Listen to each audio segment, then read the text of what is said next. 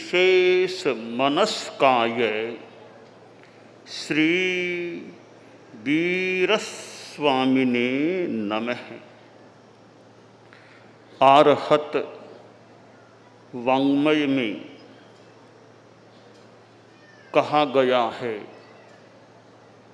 उठिए णोपमाय। जब उठ गए हो, जाग गए हो, अब प्रमाद मत करो, प्रमाद नहीं करना चाहिए। अनंत काल की यात्रा में जब यह मानव जीवन मिलता है और मानव जीवन में जब वैराग्य भाव प्रस्फुटित हो जाता है और मनुष्य त्याग संयम के पथ को चलने के लिए स्वीकार कर लेता है और फिर चलता भी है, यह बहुत बड़ा उत्थान हो जाता है। और उत्थान हुआ है, फिर प्रमाद में आदमी न जाए तो वह अपनी परम मंजिल को भी प्राप्त कर सकता है। 6 दिवसीय दीक्षा कल्याण महोत्सव से संदर्भित कार्यक्रम निर्धारित किया हुआ है और आज तीसरा दिन है।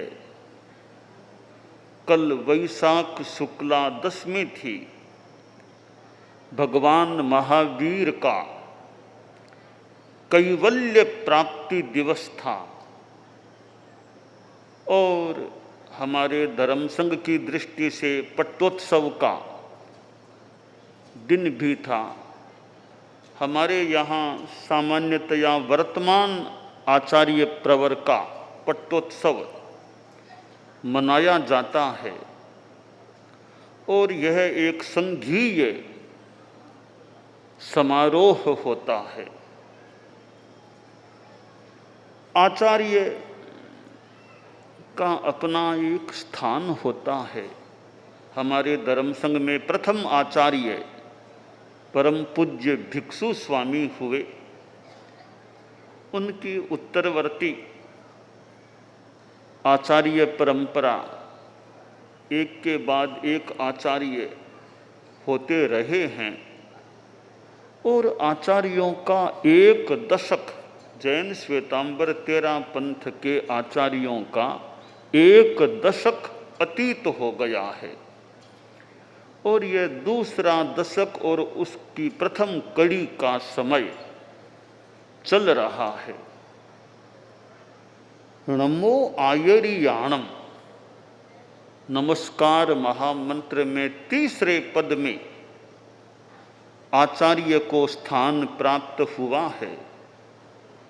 2 आचार्य से ऊपर हैं, 2 फिर नीचे हैं। मध्यस्थ, बिल्कुल मध्यस्थ आचार्य होते हैं।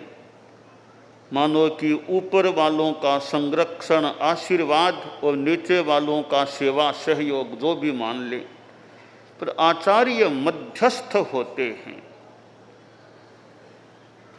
आचार्य भी फिर जैन श्वेतांबर 13 पंथ धर्म संघ में आचार्य का स्थान प्राप्त होना और वह भी वर्तमान कुछ वर्षों के संदर्भ में देखें तो आचार्य का एक उच्च स्थान होता है और यूँ मान लें सामान्यतया सर्वोच्च स्थान धर्म संघ में होता है।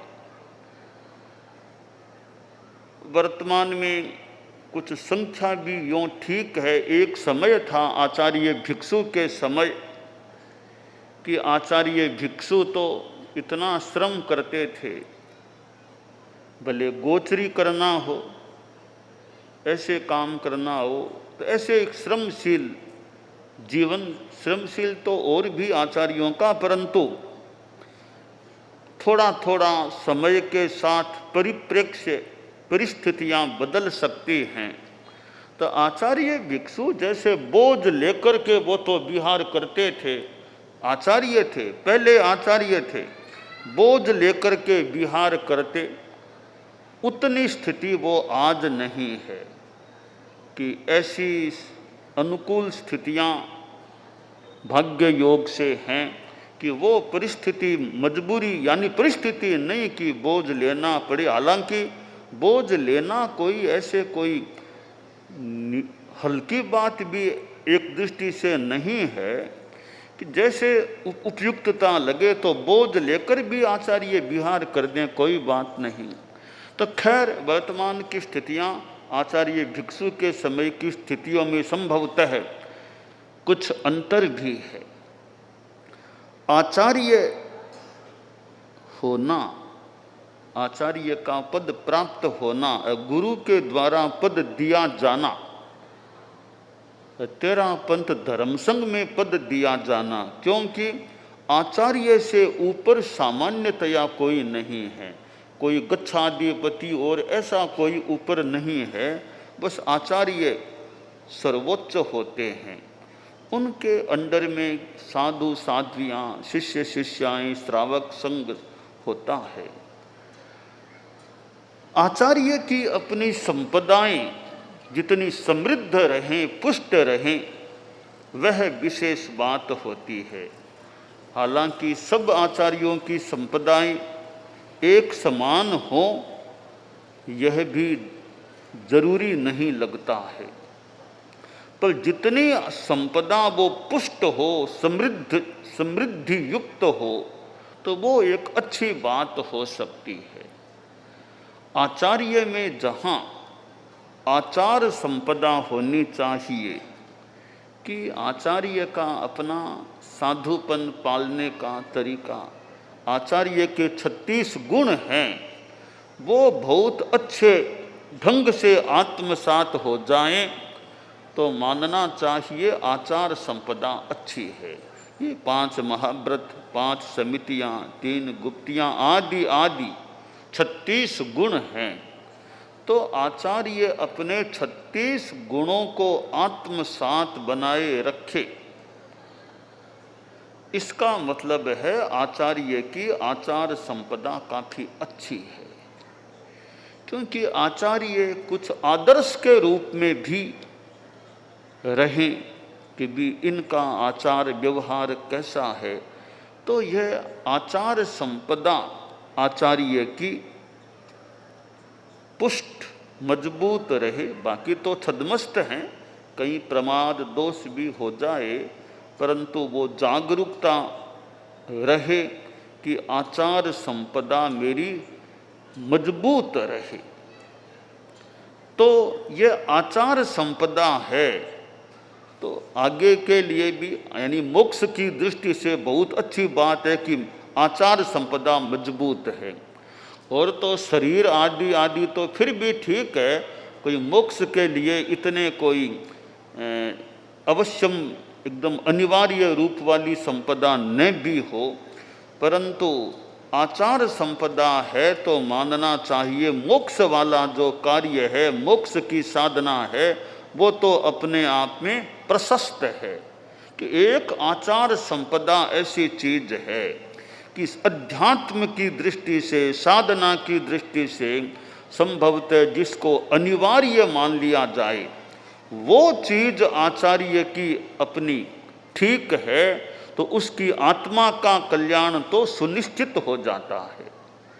यह जो शास्त्र का कथन है कि यानी आचार्य के आगे के भव, हम अर्थ की दृष्टि से विचार करके बात करें कि 5 जन्मों से ज़्यादा जो अच्छी तरह आचार्य के दायित्व का निर्वहन करे, 5 जन्मों से ज़्यादा जन्म नहीं लेने पड़ते। उसी जन्म से मुक्ति मिल जाए या अगले मनुष्य जन्म में मिल जाए या फिर उससे अगले मनुष्य जन्म में मुक्ति, उसके बाद आगे जन्म लेने की स्थिति नहीं बनती अगर वो सम्यक्तया आचार्य के दायित्व का निर्वहन आचार्य कर लेते हैं। तो आचार संपदा अच्छी है तो ये जल्दी मोक्ष मिलने वाली बात सुनिश्चित हो सकती है। तो यह एक संपदा बहुत महत्वपूर्ण है कि आचार्य का अपना आचार अच्छा रहे। समितियाँ, गुप्तियाँ, महाव्रत, मूल 36 गुण जो हैं वो अच्छी तरह आत्मसात हैं। 4 कसायों की मंदता, अल्पता रहे, कसायों का वर्जन हो। 9 बाढ़ के प्रति जागरूकता रहे और 5 आचार, 5 इंद्रियों का निग्रह, यूँ कुल मिलाकर 36 गुण हैं। बस वे ठीक रहें, अच्छे रहें तो वह आचार्य तो अपने आप में मोक्ष की दिशा में संभव है, काफ़ी अनुकूल रूप में आगे बढ़ने वाला है और जल्दी मोक्ष की प्राप्ति हो सकती है। तो ज्ञान मान लो ज़्यादा है, कम है, कितनी भाषाएं आचार्य जानते हैं, कितनी नहीं जानते हैं। व्याख्यान 2 घंटा दे सकते हैं, आधा घंटा ही देते हैं कि 1 घंटा ही देते हैं, गाने का गला बहुत सुरीला है अथवा नहीं है, ये बातें संभवतः बाद की हैं तो अच्छी बातें हो सकती है, पर नहीं भी है कि भी आचार्य का गला तो ठीक नहीं है, आचार्य संस्कृत तो नहीं जानते हैं, हिंदी में भी मान लो कोई भाषण नहीं दे पाते हैं तो मोक्ष में कोई अवरोध नहीं है। हिंदी जानो कि नहीं जानो, अंग्रेजी के शब्दों का थोड़ा ज्ञान है कि नहीं है, संस्कृत में बोलने का अभ्यास है या नहीं है तो ठीक, नहीं तो ठीक, मोक्ष की साधना में मोटा मोटी कोई अवरोध इन चीज़ों से नहीं है। पर आचार नहीं है तो मोक्ष की साधना में, मोक्ष की प्राप्ति में अवरोध हो जाता है, हो सकता है। तो यह आचार संपदा आचार्य की पुष्ट रहनी चाहिए। जितना अपना प्रयास रखे कि मेरी आचार संपदा अच्छी रहे। और श्रुत संपदा है, अब मूल सबसे, मैं जहाँ तक समझ पा रहा हूँ सबसे बड़ी संपदा तो आचार संपदा है। अब आगे देखें तो श्रुत संपदा भी आचार्य के पास हो तो बढ़िया है, आचार्य का ज्ञान भी हो। हमारे धर्म संघ में उपाध्याय पदे न और कोई है नहीं।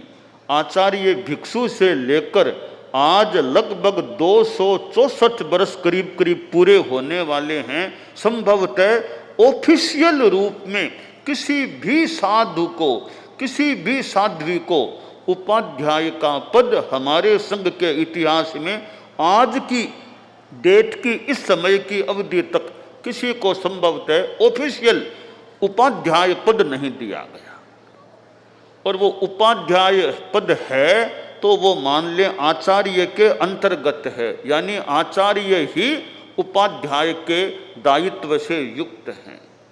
तो आचार्य के पास श्रुत भी अच्छा हो, बाकी तो अपना समय की बात है, कुछ प्रतिभा की बात है कि इतना टाइम नहीं मिलता कि बहुत ज़्यादा स्वाध्याय कर सकें, वो भी एक स्थिति है कि इतने दूसरे काम की ज़्यादा स्वाध्याय का समय नहीं मिले, अथवा इतनी वो प्रतिभा भी इतनी नहीं है कि वो कुछ विशेष हासिल कर सकें। परंतु श्रुत हो तो अच्छा रहे, कुछ तो होना भी चाहिए कि कुछ बता सके, कोई प्रश्न का चिंतन करके उत्तर भी दे सके, कुछ समझ सके, समझा सके। तो ये श्रुत संपदा भी आचार्य की हो कि ज्ञान हो, तत्व ज्ञान हो, शास्त्रीय ज्ञान हो, कुछ भाषा का भी ज्ञान हो, ऐसा यह ज्ञान की संपदा भी, श्रुत की संपदा भी आचार्य के पास होती है तो वह भी एक प्रकार की अच्छी बात है कि श्रुत संपन्नता है। अब बहुश्रुत, आचार्य को बहुश्रुत भी होना चाहिए। बाकी तो जितना स्वाध्याय आदि हो सके, और कई बार वो ज़्यादा पढ़ने का समय नहीं भी मिले तो वो ऐसी प्रज्ञा प्रतिभा हो, बहुत जल्दी बात का निष्कर्ष समझ में आ जाए, तो वो श्रुत संपदा भी आचार्य में पुष्ट रहे तो अच्छी बात हो जाती है। अब शरीर संपदा है कि आचार्य का शरीर भी, और मेरा सोचना है चेहरा बहुत बढ़िया है या नहीं, वो इतनी खास बात नहीं है कि आचार्य श्री का चेहरा कितना बढ़िया है, फूट रहा है कि नहीं। फूट रहे हैं तो बढ़िया, थोड़े कम फूट रहे तो भी खास बात नहीं है, परंतु शरीर सबल होना चाहिए। चेहरा हमारा बहुत सुंदर है या नहीं है, मेरी दृष्टि में ज़्यादा महत्व इस चीज़ का नहीं है। शरीर की सक्षमता, सबलता होनी चाहिए, वो खास बात है। अभी यात्रा कर सके, विहार कर सके, थोड़ा श्रम कर सके, व्याख्यान में बैठ सके, प्रोग्राम में बैठ सके, और भी लोगों को और को बातचीत में ज़्यादा थकान न आए, इस सुबह भी विहार कर सकें, अपेक्षा जरूरी हो तो शाम को भी कुछ विहार कर दें, कभी दोपहर में भी चल पड़ें।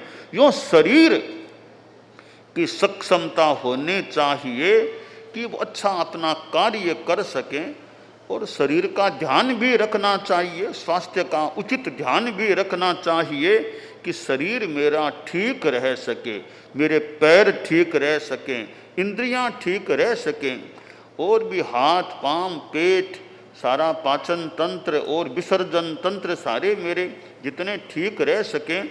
बाकी तो वेदनीय कर्म का योग है, कुछ उम्र का भी योग, उम्र आगे बढ़ने के बाद थोड़ी शरीर में कुछ समस्याएं भी रहनी शुरू हो सकती हैं, तो किंतु जितने लंबे काल तक शरीर सक्षम रह सके, लगे कि शरीर में निर्बलता आने लग गई है, तो फिर अपने सहयोग की व्यवस्था पर ध्यान दे, सहयोग लेना शुरू कर दे।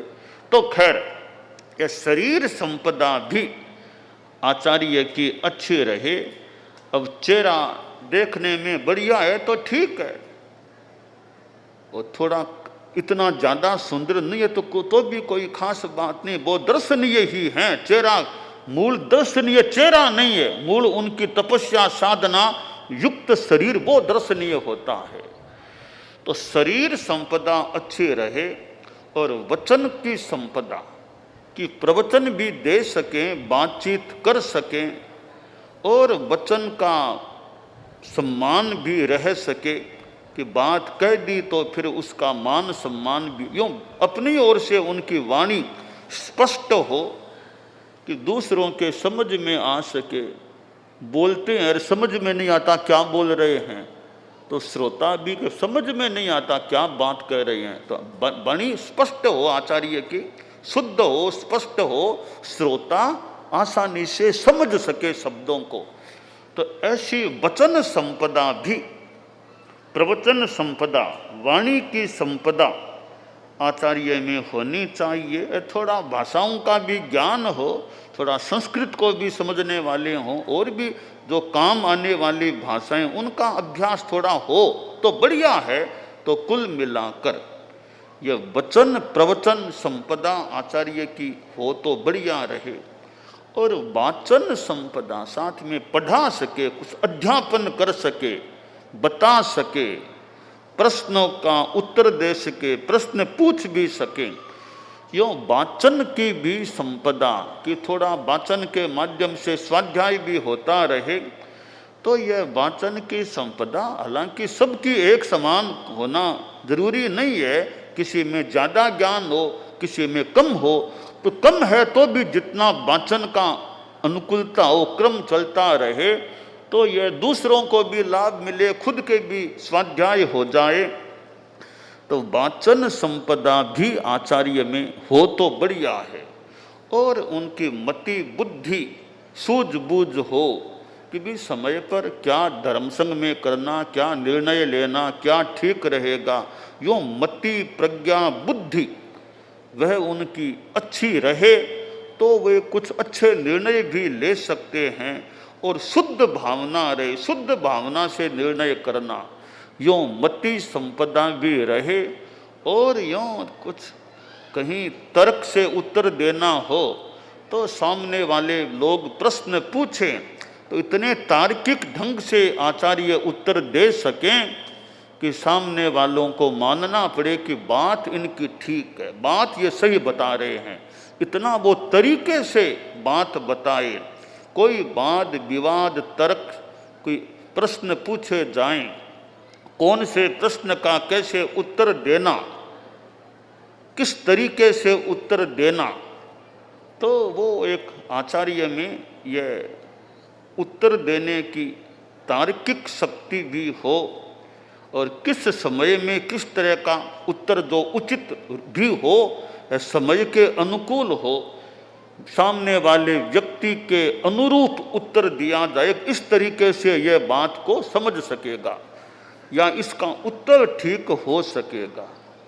तो यह कला भी आचार्य में हो तो यह भी एक अच्छी संपदा हो सकती है। और यह धर्म संघ की व्यवस्था में भी कुशलता हो कि साधु साधियों की व्यवस्था करना, उपकरणों की व्यवस्था करना, यह प्रबंधन कौशल आचार्य में होता है। तो प्रबंधन कौशल भी एक आचार्य की संपदा हो सकती है। और धर्म संघ में कैसे त्याग संयम बढ़े, बैरागी बढ़ सके, ऐसा हो सके तो बढ़िया है। आज प्रातःकाल भी वो साध्वी वरिया ने एक बहन को प्रस्तुत किया था कि यह दीक्षा बैराग मुमुक्षु बनने की इच्छुक है। तो ऐसे धर्म संघ में तैयार करने का प्रयास होता रहे। तो फिर मैंने सवेरे मुमुक्षु के साधना करने की स्वीकृति भी दी थी। तो परिवार के लोग भी संभवतः साथ आए थे। तो ऐसे वो मुमुक्षु कैसे तैयार हों, कैसे दीक्षाएं हो सकें। बाकी तो योग संयोग है, कभी दीक्षाएं हो जाएं ज़्यादा, कभी न हो, तो मुमुक्षुओं की संख्या भी बढ़ती रहे, होती रहे।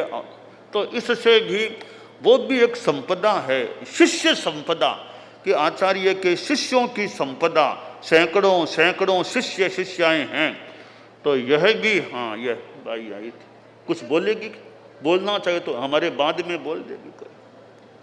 इसके नातीले भी हों तो पास में, नातीले भी साथ में रह सकते। तो यह शिष्य संपदा भी, क्योंकि आचार्य हैं, शिष्य संपदा है, तो वो भी बढ़िया संपदा कि इनके पास इतने शिष्य हैं और काम करने वाले, जनोपकार आत्मोपकार करने वाले हैं। वो धर्म की दृष्टि से शिष्य संपदा का भी अपना महत्व होता है।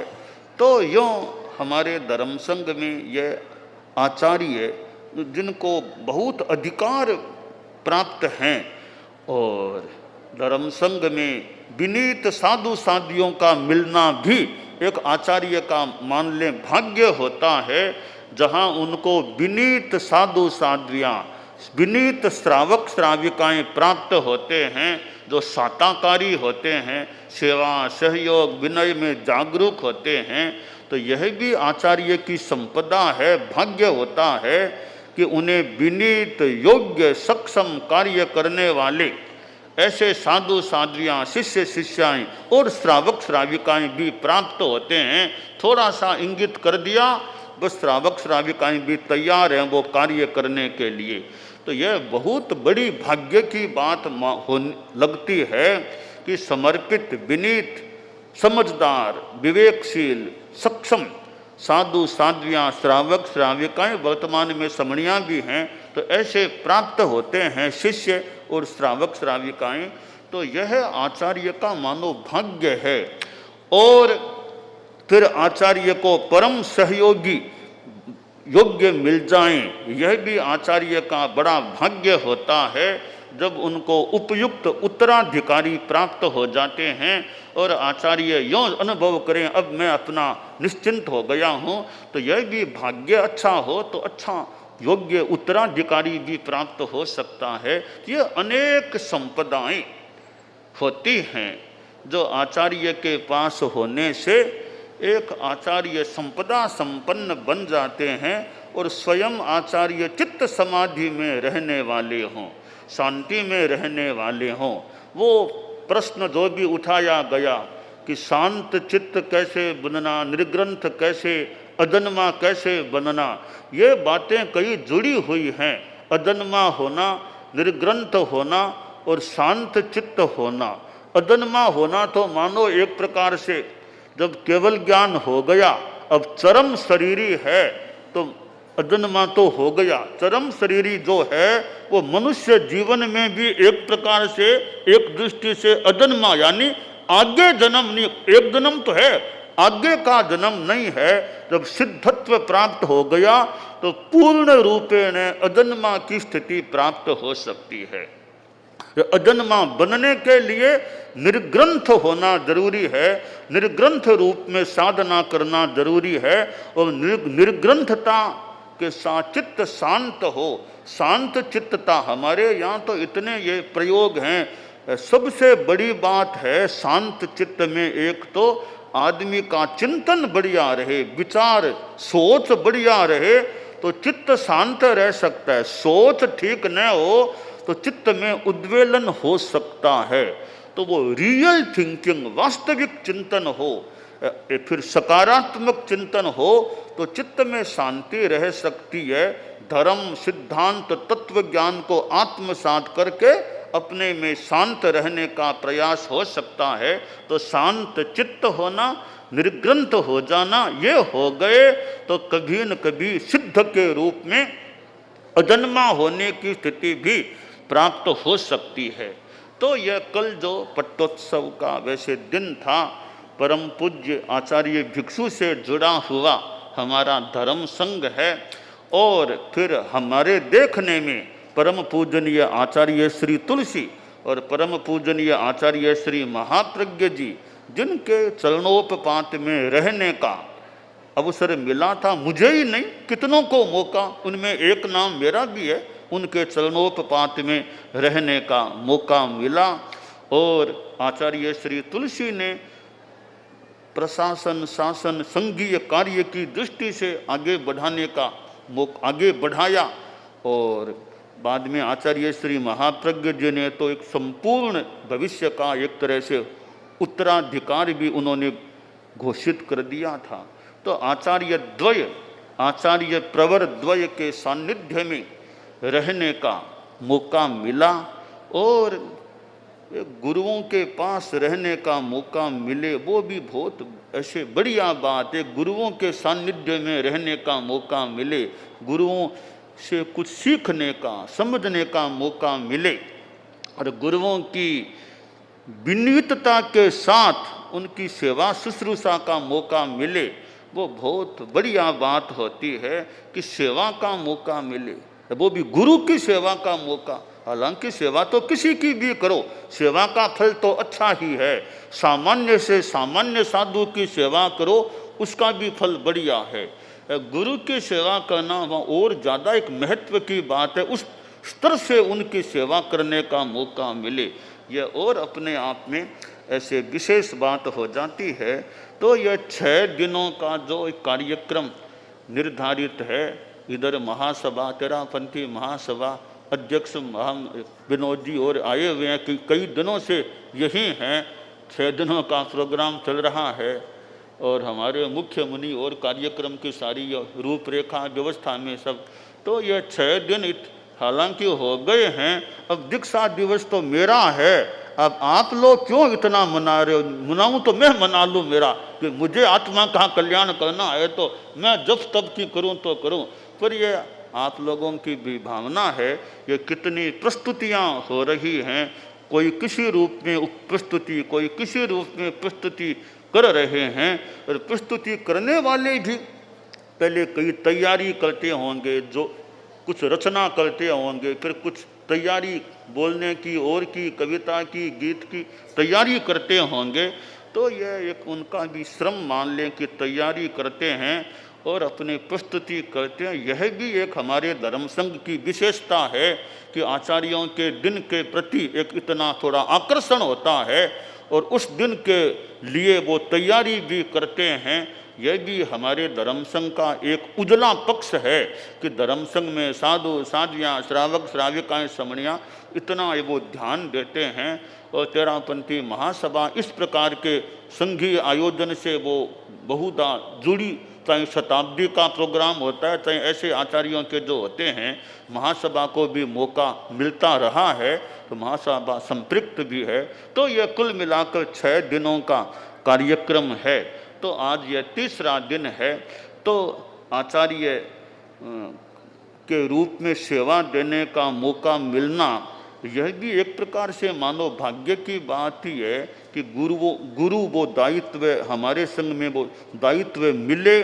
तो फिर जिनको दायित्व मिले वे अपनी ओर से बढ़िया तरीके से काम करने का प्रयास करें कि भी धर्म संघ की सेवा जितनी कर सकें वो बहुत अच्छी बात है। भी ऐसा हमें जो धर्म संघ है उसकी जितनी सेवा कर सकें, क्योंकि उसके लिए थोड़ा तकलीफ पाना पड़े, थोड़ा श्रम करना पड़े, अपने स्वास्थ्य को ध्यान में रखते हुए, औचित्य को ध्यान में रखते हुए धर्म संघ के लिए जो करना पड़े, पसीना बहाना पड़े, कुछ भी करना पड़े, तो स्वास्थ्य और औचित्य को ध्यान में रख करके जितना जो किया जा सके वो करने का प्रयास हमें करना चाहिए। न केवल आचार्य और हम सभी जितना जो करणीय है उसको करने में अपनी शक्ति हम लगाएं। तो हमारे मुख्य मुनि भी हैं, साध्वी प्रमुखा जी, साध्वी वरिया हैं, जो तीनों एक उच्च पद पर आसीन हैं, तीनों हमारे ऐसे सहयोगी रूप में हैं। ऐसे तो और भी सहयोगी हैं, और भी सहयोगी हैं, एक उच्च पद पर यानी पदासीन रूप में ये तीनों हम मेरे ऐसे हमारे सहयोगी के रूप में भी है। गुरुदेव तुलसी के समय भी उनके 3 सहयोगी, युवाचार्य महाप्रज्ञ जी, साध्वी प्रमुखा कनक प्रभा जी, यूँ मुझे भी मान लें तो 3 हम सहयोगी थे। आज भी 3 ही, वो 3 संख्या में 3 सहयोगी हैं। तो हमारे सहयोगी भी खूब अच्छा विकास भी करते रहें और वो एक तरह से हमारे जुड़े हुए हैं। तो जुड़े हुए संघीय व्यवस्था कार्य जो भी हम कर सकें वो करने का जनता के लिए, समाज के लिए, साधु साध्वियों समणियों के लिए, मुमुक्षुओं के लिए और खुद के लिए जितना जो किया जा सके वो करने का प्रयास करें। यह तो हमारा यह पट्टोत्सव का जो कल दिन था, तो मैं भी अपनी संपदाओं का भी जितना विकास कर सकूं, जितना हो सके वो बढ़िया बात है। जितनी इस धर्म संघ की और दूसरों की सेवा कर सकूं वो मानो मेरे लिए अच्छी बात की भी जितना हो सके दूसरों की सेवा, संघ की सेवा कर सकें और सब अनुकूल स्थितियां बनी रहे, जितनी अपेक्षाएं अनुकूल परिस्थितियां बनी रहे और सेवा की दृष्टि से जागरूकता बनी रहे मेरी खुद की भी और शरीर आदि की अनुकूलताएं बनी रहे, ऐसी प्रभु से प्रार्थना मंगल कामना है। दानान सिद्धम अभयपयाणम सच्चेषु या अणवज्जं वयन्ति तवेषु या उत्तम बंभचेरम लोगुत्तमे समणे।